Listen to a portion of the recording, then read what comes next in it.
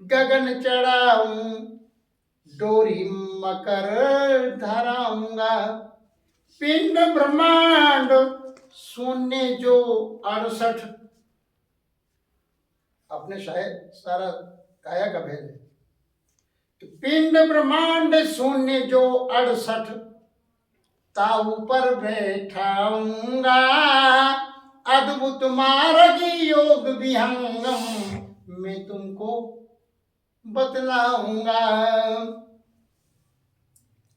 अनुभव दर से मोती बरसे, अमीय नाद अनवाऊंगा। अमृत झरता है। शुद्ध रूप तो ही हंस बनाऊं, परम पुरुष दिखलाऊंगा। अद्भुत मार्ग योग विहंगम मैं तुमको बतलाऊंगा। वहां के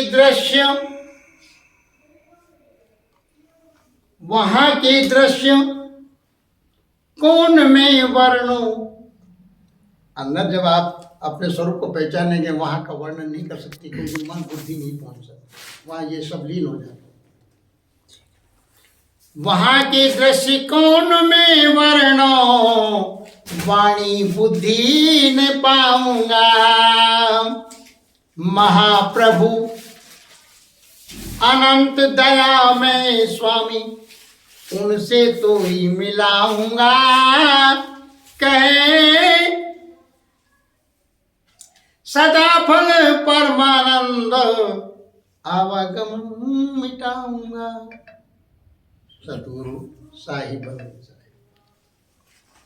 तो विहंगम योग का अर्थ होता है दो चीज को जोड़ना, ठीक है। और विहंगम का अर्थ होता है विहंगम माने पक्षी। पक्षी आकाश में उड़ता है। एक अनंत पक्षी होता है जो आकाश में ही रहता है। ऐसा सदगुरु कबीर साहब के ग्रंथों में और संतवाणी में आया है। और वो वही अंडे देता है, और वो नीचे जो अंडा आने लगता है कि वो प्रकृति से वो अंडे में क्रिया होती है, और वो पक्षी बच्चा अपने परिजनों को वापस वो जमीन पे नहीं आता और मिल लेता, ठीक है बात। तो विहंगम एक पक्षी, वो अंडा जो है क्रिया करने के बाद अपने मूल स्वरूप अपने परिजन से मिल सकता है। तो हमारे भी कहीं से आए हैं हम। चल हंसा उस देश जहां साहिब का वास है। साहिब यानी परमात्मा का वास है। हम उसके अंश हैं, पर और वो भी सतगुरु की कृपा से शरीर छोड़ने के बाद नहीं। वो ये कहते हैं कि शरीर छोड़ने के बाद भगवान मिल जाएंगे, परमात्मा मिल जाएंगे, कदापि। जियत मरे सोई लख पावे, सोई हंसा अमर पद पाओ। अब मरने का मतलब ये नहीं कि शरीर त्याग, मन लीन हो जाए, बुद्धि विलय हो जाए, सुरत शब्द में समा जाए, शेष आप अनंत कोटि का प्रकाश, फिर आप या। हमारी परेशानी प्रकृति आया है, प्रकृति अक्षर तोय छोड़ावो। 5 तत्व की 5 प्रकृति है, मन बुद्धि चेतो और अहंकार, जिसमें जीव फंसा हुआ है इस शरीर को, क्योंकि माँ और पिता की देन है, ये हमारा नहीं है, ये परमात्मा है जिन्होंने ये शरीर की रचना की। और जीव बिना रचना होती नहीं है। और पूरी यही है ब्रह्मा, ये विष्णु और महेश जिसको कहते हो, वो कौन है? कोई समय का तत्वदर्शी महापुरुष जो आपको बोध करा। ब्रह्मा कौन है? माँ ने तो रचा है आपको। ब्रह्मा, लोग बात कहते हैं कल्पना में ब्रह्मा जी ने रची सृष्टि। कितना अंधकार। अरे प्रत्यक्ष दिख रहा है कि बच्चा मां के पेट से, मतलब जो है एक बूंद पिता की, जिससे इतना बड़ा 5 तत्व 25 प्रकृति जीव ने रचा। कहां से आया, फिर भी नहीं समझ रहे।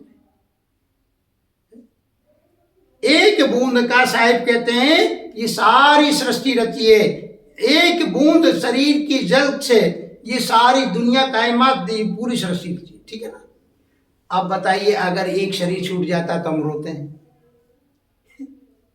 कितनी बड़ी भूल है। और जो है जीते जागते उससे प्रेम ही नहीं किया, उसको जाना ही नहीं, आत्मा को नहीं छीना, आत्मा से प्रेम नहीं किया।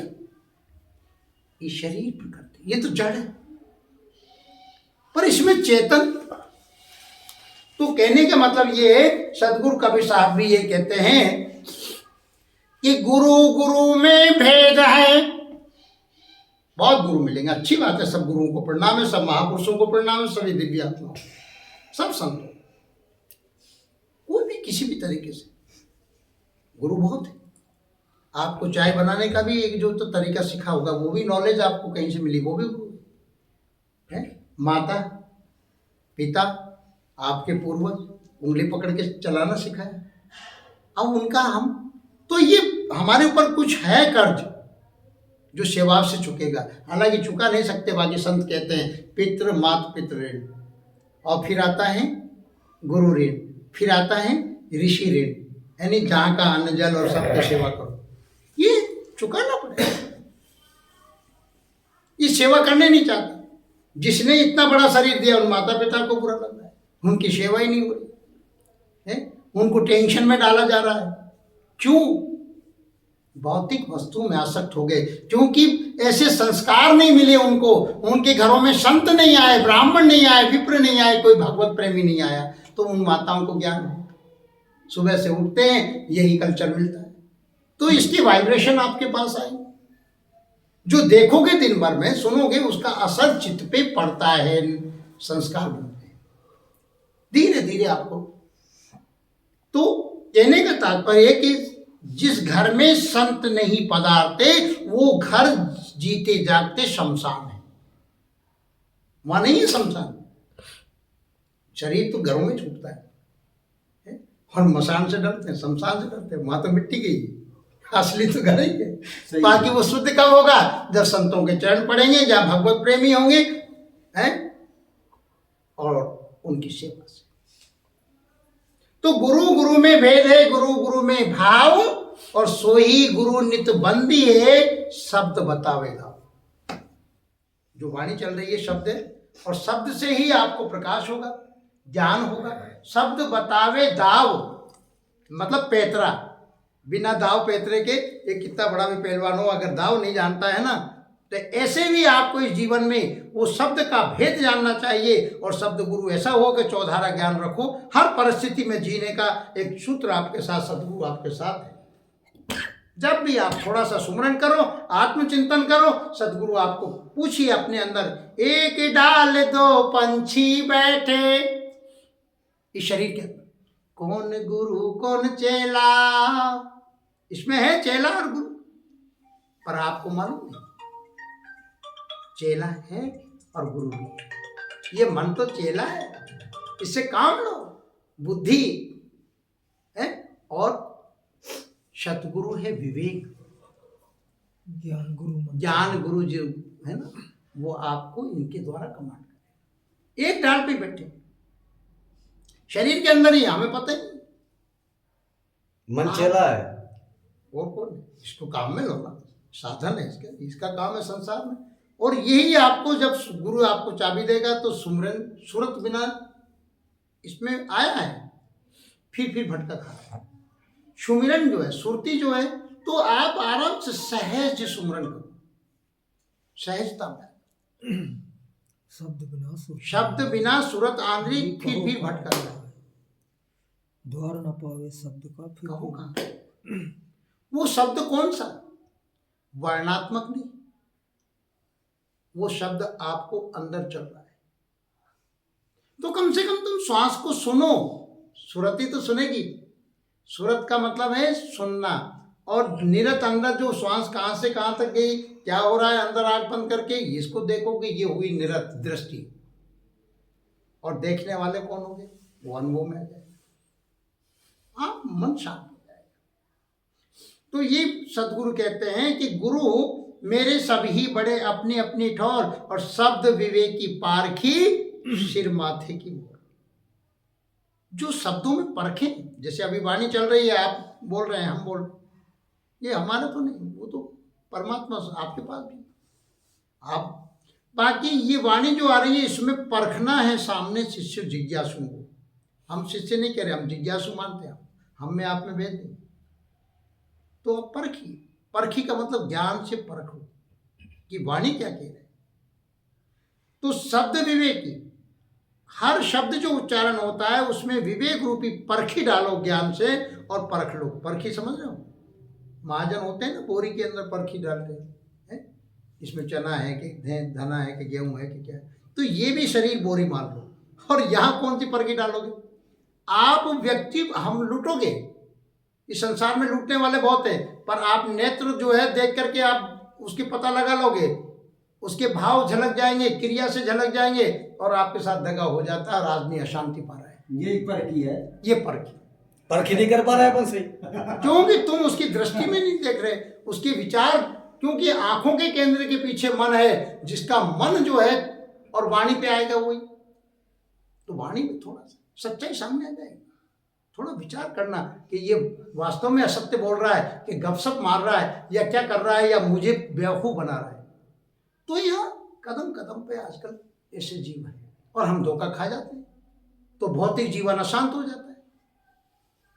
ये परखी है। बिना परखी के काम चला रहे हैं अपन। तो सार शब्द जिसको कहा है, साधु कैसा चाहिए? कबीर साहब ने कहा है, जैसा सूप सुभाए, सार सार को गहरे थोता दे उड़ाए। आदमी एक सच को छुपाने के लिए 100 झूठ बोलता है, फिर भी वो झूठी रहेगी, फिर भी असत्य रहे।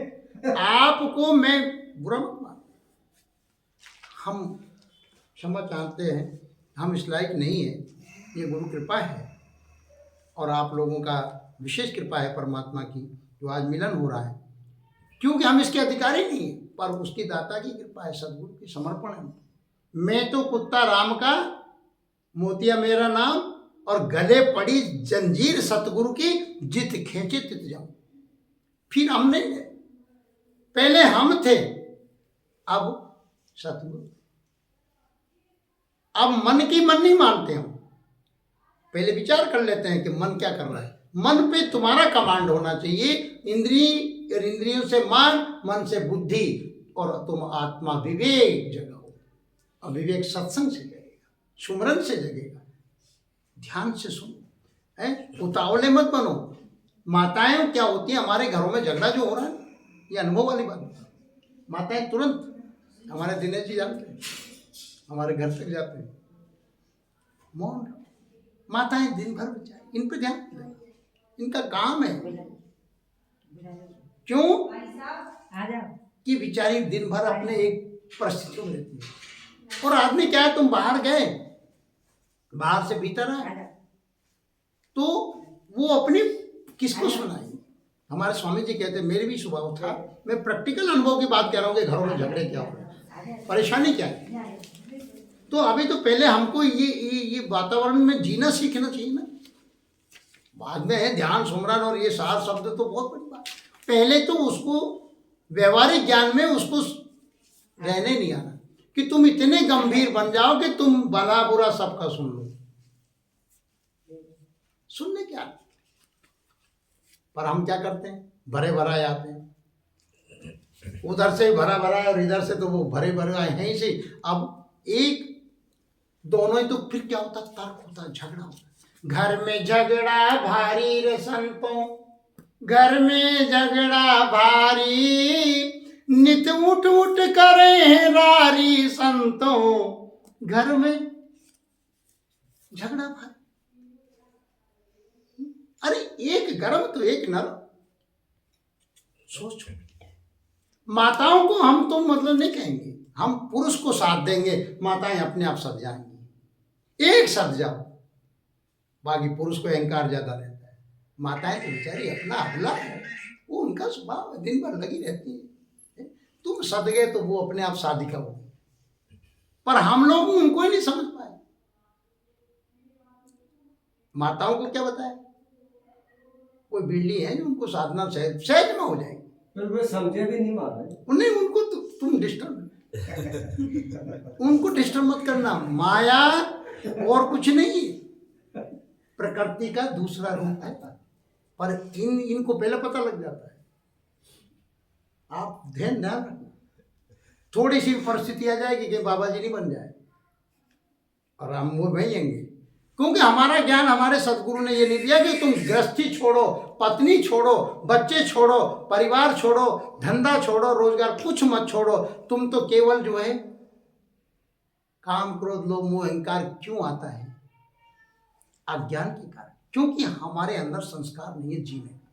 तो सुमरन से, मनन करने से, ध्यान सुमरन से आपके अंदर बरसों माला गुड़काते हो गए, फिर भी क्रोध आ रहा हो, फिर भी राक्षस बन रहा है, भागवत सुन के आ रहे हैं फिर भी क्रोध आ रहा हो। तो ये क्या है? क्यों कि व्रति जो चेंज नहीं हुई, स्वभाव चेंज नहीं हुआ, फिर क्या मतलब? ऐसी माला करने से इसका मतलब माला नहीं। तो सतगुरु जो होता है वो प्यार से समझाते हैं माताओं को, क्योंकि जो बात तुम नहीं समझा पाओगे वो आज सत्संग में इन पे असर पड़ेगा और आप कहोगे तो टकरार होगी। इसलिए गुरु की आदिकाल से कि गुरु घर पे आना चाहिए, संत ब्राह्मण आना चाहिए, सतगुरु है कोई भी भगवत प्रेमी आना चाहिए।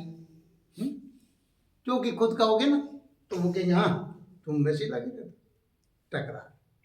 देखो हमारे ऋषि मुनियों ने गुरु परंपरा क्यों चलाई, पर हम आपको ये नहीं कह रहे कि तुम कानावाती कुर्र तुम हमसे मंत्र ले लो। हम तो आपको वो भी बंधन में नहीं रहना चाहते। हम तुम्हें ये भी नहीं कहते कि तुम ये मंत्र पढ़ो। हम तो जो चर्चा कर रहे हैं उस पर विचार कर रहे हैं।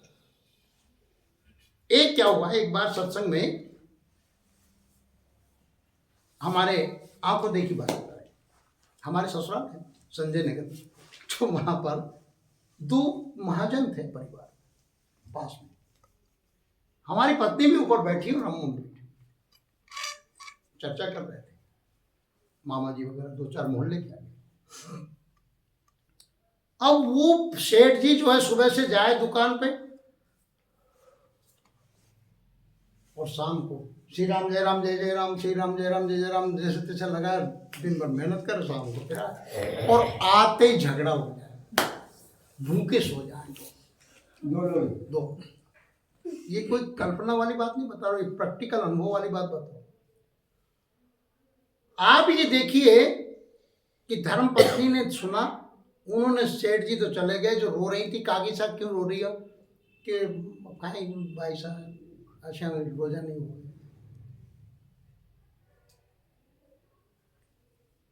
तो आप मैंने कि उनको सत्संग में ले आना, मुझे प्रेरणा हुई। वो जैसे सेठ जी सोए, वो तो दिन भर के थके हैं, थोड़ा बहुत खाया पिया सो गए। और कागी साहब हमने कहा जो वो अगरबत्ती लगा रखी थी, मुझे प्रेरणा हुई। मैंने कहा हे गुरुदेव इनको क्या सूत्र दो, तो 3 पुड़िया बनाई और कागी जी से कहा कि ये अभिमंत्रित की हुई पुड़िया है, इसको आप जैसे पति आए तुम्हारे पानी में डालोगी और इसको मुंह में भर लो, और जब तक वो बोले जब तक निगलना मत इसको। ये सिद्ध भस्मी है, आप देखो सूत्र काम करें, हकीकत। तो कहने का तात्पर्य यह कि वो मौन रहने की आदत पड़ गई। अब वो दोनों झगड़ा क्यों होता है, एक ने कहा और एक ने, अब वो धीरे धीरे 3 खुराक 3 दिन तक दी, आप सुनने की आदत पड़ गई, झगड़ा खा। तो कहने का मतलब आपको बिना विचारे परिस्थिति कैसी भी हो। एक बात और सुन लीजिए कि कभी भी पति जब सामने आए तो माताओं से मैं ये कह रहा हूं कि आप थोड़ा ध्यान रखें कि तुरंत उनसे कोई समस्या की बात ना करें, क्योंकि पता नहीं किस परिस्थिति में आए। परिस्थिति की बात तो बताइए आप। तुरंत आते ही कहेंगी, वो थाली रखी और आते ही कहेंगी, तो झगड़ा नहीं होंगे तो खाया पिया फिर स्वभाव, वो तो कमा के ला स्वभाव। पूरी बता। तो ये जीने का एक तरीका कि कम से कम शयन कक्ष में जाएं, भोजन पालें, और कोई गोपनीय कितनी बड़ी घटना हो जाए फिर आराम से कहना, जब तक वो संध्या कर लेंगे, चित्त शांत हो जाएगा तो पावर आ जाएगा सुनने का और झेलने का, और उसका तोड़ भी निकाल लेंगे वो। ब्रह्म मुहूर्त में ध्यान सुमरण करके गुरु जी उनके साथ हैं, आपके भीतर। और अगर आप आए और तुरंत माताओं ने, ये बहुत बुरी बात है। पूरी ये सूत्र है जीवन जीने के। कोई भी घटना को तुरंत मत करो पति से। पति व्याधिग्रस्त है, विचार, फिर बीपी हाई हो जाता है, ब्लड प्रेशर हाई हो जाता है, ये कोई बीमारी नहीं है, चिंता, और कैसी भी परिस्थिति आ जाए, ठीक है, सब हो जाएगा। एक दूसरे को हौसला बुलंद, पत्नी पति का हौसला बुलंद करें। आपातकालीन स्थिति में कंधे से कंधा लगा के उनके घबराइए मत, सब परमात्मा करेंगे, अच्छा करेंगे, अटूट श्रद्धा विश्वास। और अगर वो घबरा रही है, बीमार हो रही है, तो वो मानसिक होती है माता, तो आप उनसे कहोगे सब कुछ होगा यार, परमात्मा हमारे साथ है, उसने पहले व्यवस्था कर रखी है। अटूट श्रद्धा और विश्वास। ये परिस्थितियों में श्रद्धा टूट जाती है, मनोबल टूट जाता है, बुद्धि विक्षिप्त हो जाती है, फिर आदमी के जीवन शांत हो जाता है। ये समय के महापुरुष इस चीज की सूत्र बताते हैं, उन वाणी से आपको समझाते हैं, ताकि आपको जीवन में आना। एक बात बताओ, कभी मौत बनाई कि भगवान ने? मौत नहीं बनाई। वो भगवान कैसा जो मौत बना? इसका मतलब हमको जानकारी नहीं है आत्मा की। आत्मा कभी जन्मती मरती नहीं है, और शरीर में भी परिवर्तन होता है। शरीर भी अगर इसको तुम चाहे जैसा रख सकते हो, अगर स्वस्थ रहे तो गाड़ी यही मकान है ना, इसकी जानकारी अगर देख रेख सही होगी तो इसमें रहने वाला अच्छा रहेगा, है? अगर तुम रात रात किचकिच करोगे तो आयु जल्दी क्षीण हो जाएगी। भक्ष खाओगे आपको क्या प्रकृति में, तो आपको रोगी हो जाओगे। ये परमात्मा ने हर चीज का नियम बनाया है। हमारे पहले ऋषि महापुरुष आज जो है देखो, चिंता क्या करा, चिंता से चतुराई घटी उनको, रूखा सूखा खाए के ठंडा पानी पी, और देख पराई चोपड़ी मत ललचावे जी। प्रसन्न रहने की आदत डालो, हर परिस्थिति जो मिल जाए जीना सीखो। यही तो है राम के चरित्र से, और सीता जी सीख लो, ये चरित्र है। पर आप सीता है और आप राम जैसे बन जाओ। त्याग करने की क्षमता, कांटों पे क्यों चले? लक्ष्मण जी ने कह दिया भैया, बोले कांटे चुभे, ठीक है। उन्होंने कहा भैया, गुरु जी ने पहले कह दिया था, अभ्यास करा दिया था विश्वामित्र जी ने, उन्हें आज चरण पादुका रख लो। क्यों? कारण ये है कि प्रातः काल आप जो है, तो ये हमारे वो बेचते हैं चप्पल ब्लड प्रेशर की, हम ये कह रहे हैं कंकर पे पैदल चलना सीख लो 10-20 मिनट सुबह प्रातः काल, कंकर चुभे, सर्कुलेशन ब्लड का सही हो जाएगा। बात समझ? इसलिए कहा था गुरु वशिष्ठ ने, विज्ञान छुपा हुआ है कि आज खड़ा उतार जाओ, नंगे पैर जाओ जंगल में, और फिर उस समय अभ्यास हो गया तो अभ्यास, हर चीज आजकल उसके पीछे साइकोलॉजी है। नंगे पैर सुबह प्रातःकाल हरी धूप पे चलो, कंकर चुभे, बीपी नहीं होगा, ब्लड प्रेशर रक्तचाप ठीक हो जाएगा। ये सारी क्रियाओं के पीछे लॉजिक है? अगर तुमने जूता पहन करके आप सुबह प्रातःकाल चल रहे हो, तो आपका निश्चित है कि जो पृथ्वी तत्व जगदम्बा है, जिसको आप सीता माता कहते हैं, पृथ्वी तत्व, वो ऊर्जा आपको नहीं मिलेगी। इसलिए हमारे सैन संत भूमि पर सोते हैं। खाट पे क्यों नहीं सोते? क्यों? अहंकार आता है। हम रात दिन भजन करते हैं तो आसन ऊंचा नहीं होना चाहिए, अहंकार आता है, अहम का प्रतीक। इसलिए संत जो है हमेशा ज्यादा ऊंचा आसन। तो चलो ठीक है, तो गुरु के ज्ञान के हिसाब से शिष्य का गुरु में भाव होना चाहिए। अगर श्रद्धा और भाव नहीं है तो फिर आपको वो लाभ नहीं मिलेगा। कि जो कहा जा रहा है उस पर मनन करें और विचार करें। यहाँ से सत्संग सुनने के बाद घर पर भी स्वाभाविक चिंतन होगा। ये नहीं कि आप यहाँ से सुनेंगे, आप उस पर जरूर विचार करेंगे। हम ये नहीं कह रहे कि आप मतलब यहाँ सुने ध्यान से और फिर वहाँ विचार न करें, वहाँ टैली जरूर करेंगे। वास्तव में मैं भूल कहाँ कर रहा हूँ, और गुरु जी ने सूत्र दिया है। अब जीवन में ये पूरा संकल्प करता हूँ, रोजाना संकल्प करो अंतरात्मा से कि आज का नया जन्म है, नया सवेरा है। रोजाना प्रलय होती है, रोजाना सृष्टि रहती है, होती। जब आप नींद गहरी आती प्रलय, और आप जाग गए सृष्टि। और उस समय आपने संकल्प करिए अपने कर्तव्य के लिए, अपना जो भी लक्ष्य है उसमें कभी आलस्य प्रमाद नहीं करना। दूसरी चीज, गुरु को नित्य वंदन करना चाहिए। वंदन है गुरुदेव, कोटि कोटि वंदन। थोड़ा सा गुरु हमेशा साथ है, आप स्मरण करोगे तब ना, सब साथ छोड़ देगा। शब्द स्वरूपी उनका ज्ञान। मैंने ये कहा गुरु जी से, मैंने गुरु जी आप तो 1 महीने बाद आप आ रहे, मेरे को चैन ही नहीं पड़े। मैंने अन्न खाना छोड़ दिया, 1 महीने वास। गुरु जी जाने कहाँ से आए और वहाँ पहुँच गए कि गुरु जी 1 महीना हो गया, उनका पता ही नहीं है कि जब ही अन्न खाऊंगा जब गुरु जी आए। और वो कहेंगे कि मैं अब जा रहा हूँ, मुझे और भी भारत देखना है। तो कहने का तात्पर्य गुरु सब जानता है, बाकी नाम नहीं छोड़ा, उनकी वंदना नहीं छोड़ी, उनको आना पड़ा। फिर कह दिया कि बेटा मैंने तुझे देना था दे दिया, अब तुम शब्द स्वरूपी हूँ और आप चलते रहिए शरीर को। मुझे और भी जीवों को संपर्क करना है भारत के अंदर। सच्चा गुरु ज्ञान देकर के और अलग उठ जाता शब्द स्वरूपी। जब चेला चल निकलता है, समर्थ हो जाता है। तो गुरु शब्द है, गुरु का ज्ञान आपके हमेशा साथ आएगा। तो यही बात कह रहे हैं कि वो दाव बताते हैं सार शब्द का। तो सतगुरु का जो शब्द है, सत्य भक्ति मार्ग बताने वाले गुरु के लिए प्रयुक्त किया जा रहा है। सत्य भक्ति के रास्ते पे चलाने वाले गुरु के लिए ये शब्द प्रयोग में हुआ है, प्रयुक्त किया है कि आध्यात्मिक ज्ञान देने वाले गुरुओं की संसार में आज भरमार है कि नहीं? आध्यात्म मतलब आत्मज्ञान, अंदर का विज्ञान।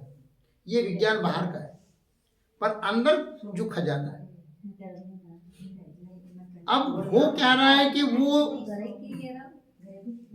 उनमें से एक सच्चे गुरु की पहचान करने के लिए सब अपने अपने नाम आगे सतगुरु लगाने लगे। आज के युग में सबसे बड़ी समस्या है कि किसको सतगुरु कहें। इतने भारत में सतगुरु की जगह जगह दुकानें। अब वो कह रहा मेरा गुरु बढ़िया, वो कह रहा मेरा गुरु बढ़िया। अरे सतगुरु तो विश्व का एक है, जहां से तुम्हारी समाधान हो जाए, जहां से तुम्हें आत्मतृप्ति मिल जाए, आत्मबोध हो जाए। है? ये नहीं, कभी संत ये नहीं कहते।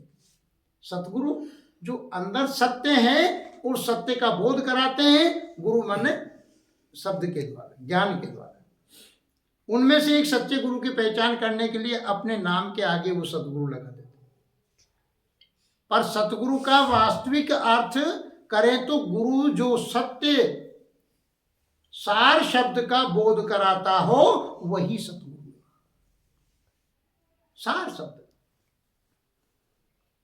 जैसे उदाहरण के लिए पानी पानी कहने से प्यास नहीं बुझती है। चाहे आप 10 रोज तक या जीवन भर पानी पानी रटते रहो, लेकिन पानी एक वस्तु है, और पानी जब आपको मिलेगा तो प्यास बुझेगी।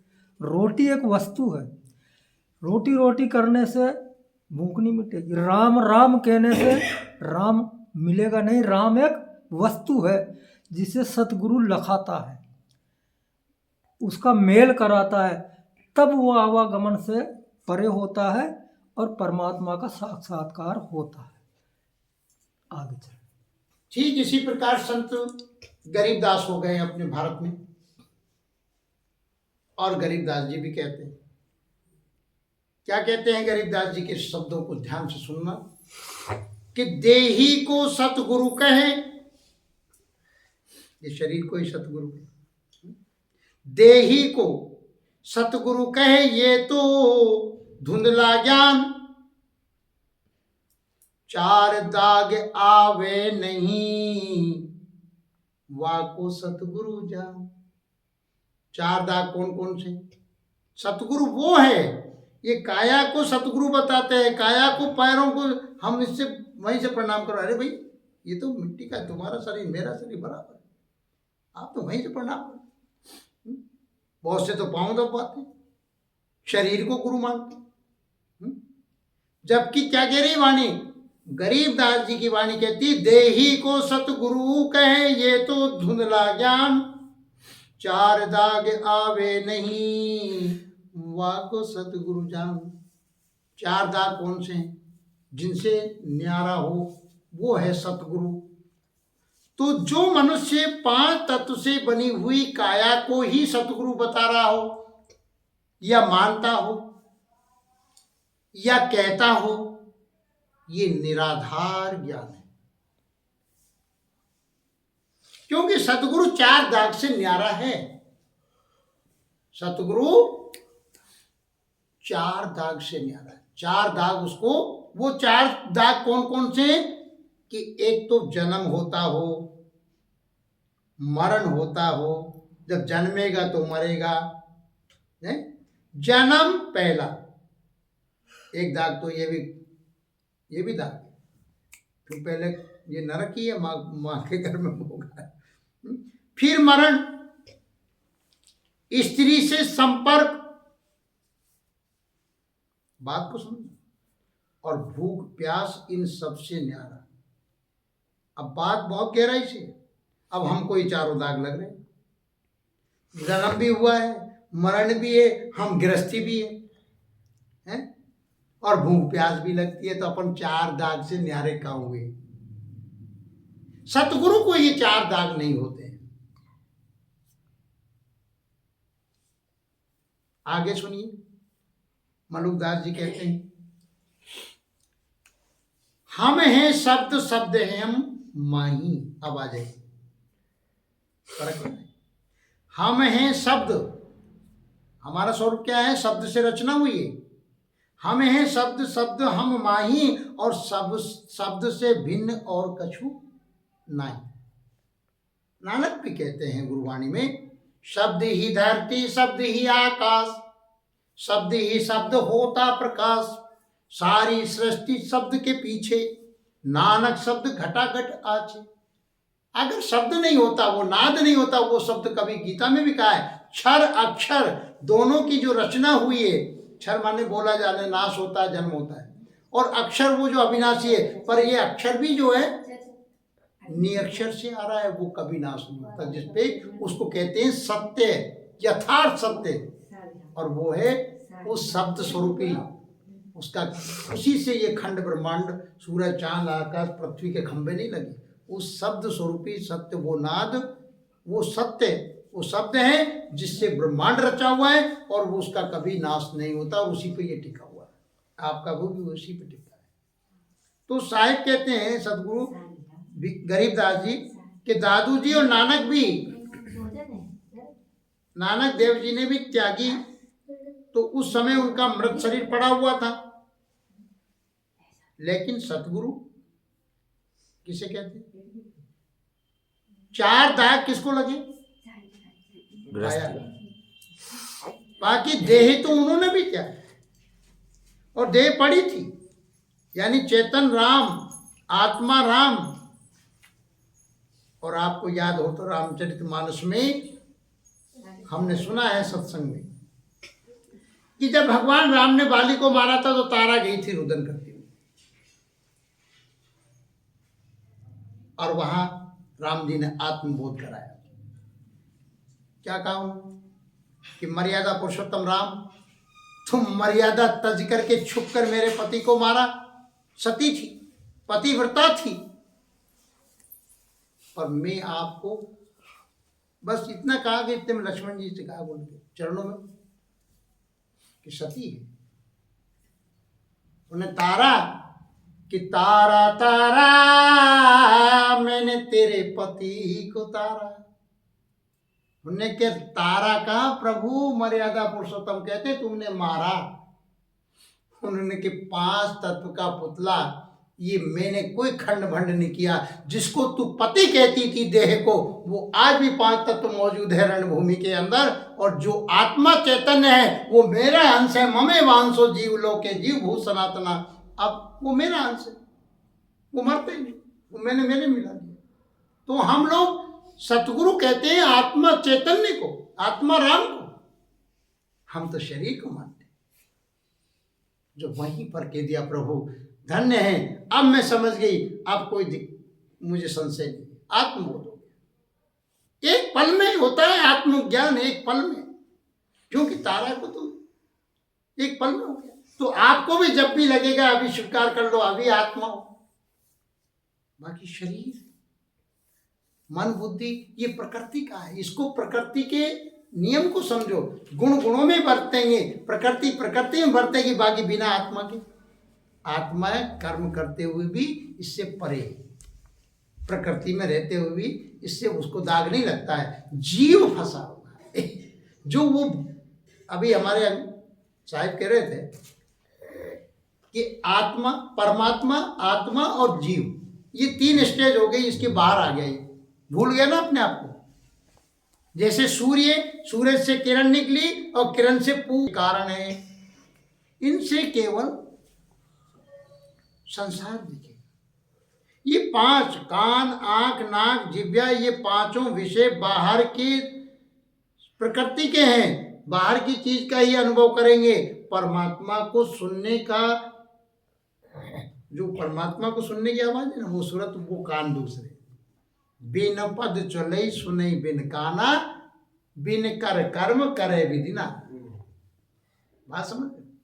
उस सूरत के 5 के द्वारा तो ये संसार चलता है, संसार की प्रकृति की क्रिया होती है? बाकी जो है अंतर्मुखी जो है, तो आंख बंद करके जैसे हमारे महापुरुष सुमरन करते हैं, बाहर के पट बंद कर अंतर के पट खोल, तुझे पिया मिलेंगे, हमारे संत कहते। ठीक है, बड़े सहज में। तो एक, क्योंकि जिधर परमात्मा है उधर तो हम देख ही नहीं रहे, उधर से पीठ मोड़ रखी, हम तो बार बार देख रहे। उल्टा नाम, अब उल्टा नाम का मतलब मरा जपा था क्या वाल्मीकि जी? मरा नहीं जपा, ये गलत अर्थ लगाते हैं विद्वान लोग, कहते हैं कि उल्टा नाम मरा मरा जपा, वाल्मीकि भाई ब्रह्म समान। अरे क्या इतना मूर्ख था क्या? मतलब वाल्मीकि जो राम नहीं कह सकता था। कहने का मतलब कि जो चेतना, जो स्मरण शक्ति बाहर देख रही थी इंद्रियों के द्वारा, उसको पलटा और नाम श्वास श्वास में जपा। ये है बात। उल्टा नाम, उल्टा किसको? सूरत को उल्टा, मन सूरत के साथ बाहर जा रहा था, वस्तु कहीं ढूंढ कहीं रहा था। नारद जी ने कह दिया सुमरन करो, ये है बात। उसको कहते हैं उल्टा नाम। जपई जग जाना, वाल्मीकि भय ब्रह्म समाना। ये ब्रह्म आप ही हो क्या? वाल्मीकि हुए? एक आदिवासी हो सकता है, तो आप क्यों नहीं हो सकते? पर लगन जिसके लिए आए हैं, बड़े भाग मानुष तन पावा, सुर दुर्लभ मुनि ग्रंथन गावा। पूरा जीवन आप भौतिक सुख में बर्बाद कर रहे हो, बाकी ये साथ नहीं जाएगा। अरे इतनी सी जरूरत है, उतना उनके भाग में भी होगी। तुम बना के पूरा जीवन ही जीवन भजन करोगे नहीं। अरे सर छुपाने झोपड़ी चाहिए, उसके भी भाग में लेके आया है मुट्ठी बांध के, वो बच्चा भी है। सही बात है। और अगर कपूत हो जाएगा तो क्या उसका करनी पूरी होगा? जिंदगी वही में लगे हो आप लोग। पूत कपूत को का धन संचय, और पूत सपूत को का धन संचय है? तो बात जिसके लिए आए अच्छी बात है, क्योंकि सृष्टि का निर्माण होता है और उसके लिए एक जीव आ रहा है, और उसको मानव जीवन आप दे रहे हो। माता पिता का धन्य हो जो आज हमको उस परमात्मा से और उन्होंने संस्कार दिए कि आज जो है तो खुद कर रहे हैं और दूसरों को भी आनंद दे रहे हैं। कितना है, खजाना भरा पड़ा हुआ है। जगाओ, सुमरन से खुलेगा, सेवा से। बाकी एनर्जी खर्च हो रही है रात दिन, बाहर उठते ही बिस्तर में क्या दिखता है? संसार। अरे जल्दी उठ गए, कोई नहाने धोने की बात नहीं है। आप सहज भाव से, ठंड लगती है कुल्ली कर लो, आप आराम से बैठ जाओ। हमारे सदगुरु कहते हैं जब दोपहर हो जब नहा लेना, कोई दिक्कत नहीं, कोई फूल की जरूरत नहीं, कोई घंटा टोकरा की जरूरत नहीं है। आप तो सीधा श्वास, सदगुरु को प्रणाम करो, है ना। गुरुदेव जैसा भी हूँ आपका हूँ, अब आप जाने मेरी सूरत को आप अंदर आप सुमरन में लगा देना। आप दिव्य हैं, आप महान, जो याद करा के चलो और दिन भर मेहनत करो, चलते फिरते उठते बैठते, और गुरु की दुकान, गुरु के बच्चे, सब कुछ उनका, ये शरीर उनका, समर्पण दे दो, सब आपका है। मेरा कुछ नहीं, मैं तो आपकी चरणों में दास हूं। तो फिर गुरु माने बेटा क्या, जो वो गलती कर दे, कोई जीव अपशब्द बोल दे, बाकी तुम्हें सतगुरु दिखना चाहिए कि वो सत्य आत्मा है, वो है। क्षमा कर, क्षमा बड़न को चाहिए, दया, क्षमा, शील, संतोष और धैर्य और विवेक, ये आचरण में। हाल तो दया ही नहीं है जीव, बस यह है बात। दया धर्म का मूल है, पाप मूल अभिमान, तुलसी दया न छाड़िए, जब लग घट में प्राण। तो तुम्हें आत्मा नहीं दिख रही? अरे माताओं में भी दिखती, उनकी ऐब मत देखो, उसकी वाणी क्या कह रही है मत देखो, पर आप दया क्यों? कितना त्याग है माताओं का, उनमें गुण नहीं देखा तुमने। आपने परिवार नहीं छोड़ा, माता पिता नहीं छोड़े, और वो 5 आदमी ने कह दे कि जाओ बेटा, है क्या था, उसको कहते अबला है। सब कुछ दे दिया, अपना लोक मर्यादा, मान सम्मान सब कुछ समर्पित हो गई, और वो इतनी गलती करे, वो कहाँ जाएगी? वो तो आपसे नहीं कहेगी, किससे कहेगी? ये स्वभाव की प्रकृति। अरे महाराज वो 2 जगह की राजगद्दी में ले भाई। तो दया रखो, और माताओं का वहाँ जाकर भी दादागिरी चला दे। कहने का तात्पर्य ये है, पहली चीज दया ला। ये 5 तत्व पक्के हैं जो आत्मबोध कराते हैं। अगर दया नहीं है तो क्षमा नहीं करोगे, और क्षमा नहीं है तो आपको शीलवान संतोषी नहीं होगी, और संतोष नहीं है तो धैर्य नहीं होगा, और धैर्य नहीं तो विवेक खत्म हो जाएगा, सत्य का बोध होगा ही नहीं। फिर क्या आएगा आपको? जब दया नहीं है तो काम, क्रोध, मद, लोभ, नाथ नरक के पंथ। अब ये कौन पैदा करता है? भगवान करता है। क्रोध कौन पैदा करता है? हमें तो भूल कर रहे हैं ना, हमें तो झगड़ रहे हैं ना आपस। भूल है, भूल मिटे गुरु मिले पारखी, पारख दे लखाई। अब आपको गुरु महाराज जी वाणी दे रहे हैं, लख लो भैया, ये वृत्ति है तुम्हारी, तुमको ही करना है। झगड़ा गुरु तो केवल आपको शब्दों के द्वारा परखा रहा है, अब आपको कैसे रहना है, कैसे परखना है, ये आपके काम है। कि मेरी रोजाना संध्या का मतलब, संध्या हो गई महाराज, हम एक बार बैठे थे यहाँ पर सत्संग में, तो कुशवाहा जी ने कह दिया उन्होंने, संध्या का अर्थ क्या है? मैंने संधि कर लो। दिन भर जो गलती हो जाती है उसको क्षमा मांगना, एकांत में बैठ के, चाहे तस्वीर मत हो, अपने आप से जो अपराध हो गए, बच्चे से गाली भी दे ली या थप्पड़ दे दी या कुछ भी है, तो आप कैसे प्रायश्चित करोगे? पत्नी को अगर कोई बुरा भला करे, आत्मा में तो परमात्मा है, सतगुरु तो वहां बैठा हुआ है। तो गुरु जी कहते थे कि पत्नी से तुम उनके सामने माफी नहीं तो गुरुदेव के सामने कि गुरु जी आप क्षमा कर देना, मुझसे आज गलती हो गई, तो गुरु से तो मांगो। गुरु जी आज मतलब वो, क्योंकि सब में भागवत कहती है कि पत्नी में तुम राधा देखना चालू कर दो, और राधा तुम्हें स्वामी कृष्ण मानने लग जाए, हो गया। तुम पार्वती मान लो और वो तुम में भोलेनाथ देख ले। एक तुम समझो, भागवत शास्त्र ये कहते हैं, पत्नी में तुम शक्ति मानो, है उस शक्ति, और वो आपको समर्पित।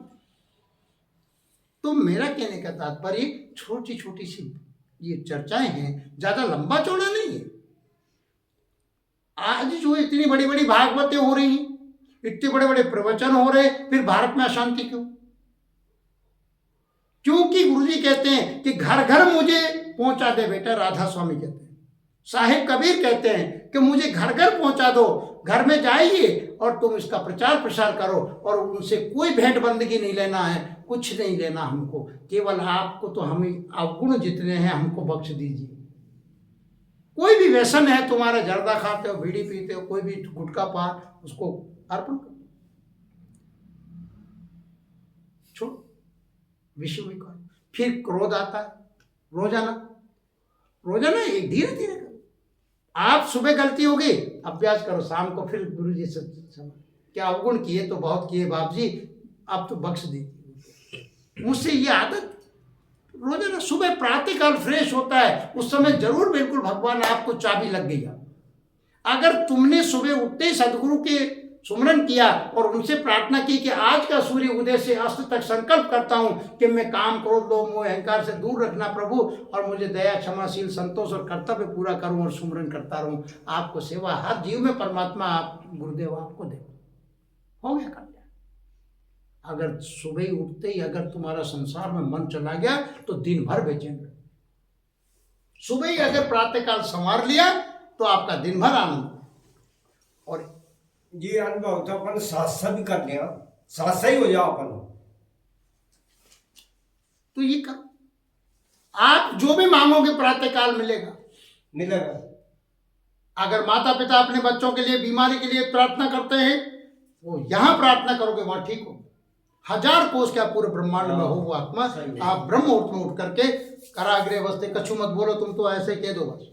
ब्राह्मण तो मंत्र बताते हैं, कराग्रे वस्ते लक्ष्मी कर मध्य सरस्वती, अपन में आते ही नहीं। हमारे गुरु जी कहे भैया तो कहा, हम तो कहे गुरुदेव मैं जैसा भी हूँ आप कृपा करो, फलाना जीव है, अंतरात्मा से कह दो। आप क्या नहीं कर सकते, आप क्या नहीं दे सकते, ये जीव आपके हैं, आप इनको भरण पोषण। तो गुरुदेव तीनों ताप को नष्ट करते हैं।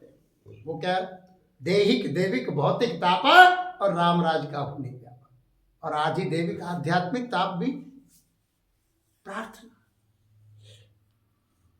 छोटी छोटी चीज।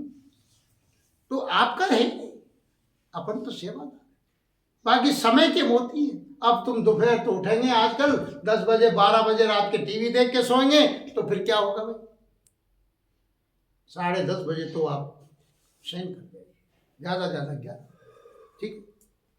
इसके बाद आप कर्तव्य करना, जल्दी उठो, फ्रेश उठो, थोड़ा ये नहीं कि आप कर नहीं सकते, संकल्प करो, अभ्यास करो, तो जरूर आपको समय का है। संध्या, सुमरन, आरती का मतलब ही है सुबह शाम ब्रह्म मुहूर्त होता है, जब दोनों प्रकृति शांत, ऑलरेडी शांत होती है, मन आपका शांत होता है, सुबह उठोगे शांत, सूर्य अस्त होता है उस समय शांत, ये दोनों प्रकृति बिल्कुल साइलेंट हो जाती है। आपकी प्रकृति हमारा बॉडी का और इसका एक ही तार है। दिन में देखना आपको योगी बेचैन रहता है, तो हम एकांत पकड़ लेते हैं। क्यों? दिन में आप संसारिक कर्म करते हैं, योगी कहीं ना कहीं पड़ा रहता है, और दिन होगा और योगी रात होती है, संसारी सोता है, उल्टा काम। क्योंकि अब साइलेंट हो गया, पूरी ध्वनि तरंगे शांत, आप बिल्कुल प्रकृति शांत। योगी रात को जगते हैं, भगवान कृष्ण गीता में कहते हैं। तो आप तो सहज भाव में आ जाओ, हठ योग बिल्कुल नहीं करना, सहज भाव, जितना बैठ सकते हैं सहज भाव में बैठो, है लेट गए शरीर अपने आप मांग लेगा, आप सो गए। तो ये सदगुरुदेव का आदेश है कि चेतना जो है आपके अंदर जो है, कारण क्या है कि आत्मा के नित्य कारण जो करण शरीर है, ऊपरी योग तो समाधि का जो मंडल है वो दूसरा उपाय युक्ति ढंग है। आजकल क्या होता है, आत्मा के जड़ और चेतन का ही भेद नहीं समझ कि हम जड़ हैं या चेतन हैं। रामायण के लिए जड़ चेतन ग्रंथि पड़ गई, गांठ पड़ गई, हमें जड़ और चेतन दोनों का बीच में आसक्ति रूपी गांठ पड़ गई, हमें पता ही नहीं। तो जड़ और चेतन दो कारण होते हैं। आत्मा शुद्ध स्वरूप है, जैसे गीला नारियल नहीं होता, कभी लेना गीला नारियल और गीला नारियल को मोड़ना, तो दे दे के लोडी से बाकी वो किरच हो जाएगा, बाकी वो है ना, उसकी आगे की जो ठोस चमड़ी उससे चिपका रहता है, छोड़ेगा ही नहीं, छोड़ता नहीं। और सूखा नारियल जरा से एक चोट दोगे टूट जाएगा। पूरा टूट जाएगा और फिर ये अलग हो जाएगा। तो ऐसे ही आत्मा जो जीव है तो वो परमात्मा का ही अंश, बाकी यहाँ इंद्रियों के और शरीर में और बाहर के दृश्यों में इतना लीन हो गया कि वो अपनी स्वयं की शक्ति को भूल गया। नहीं, ये जीव कहलाने लग गया। यही जो है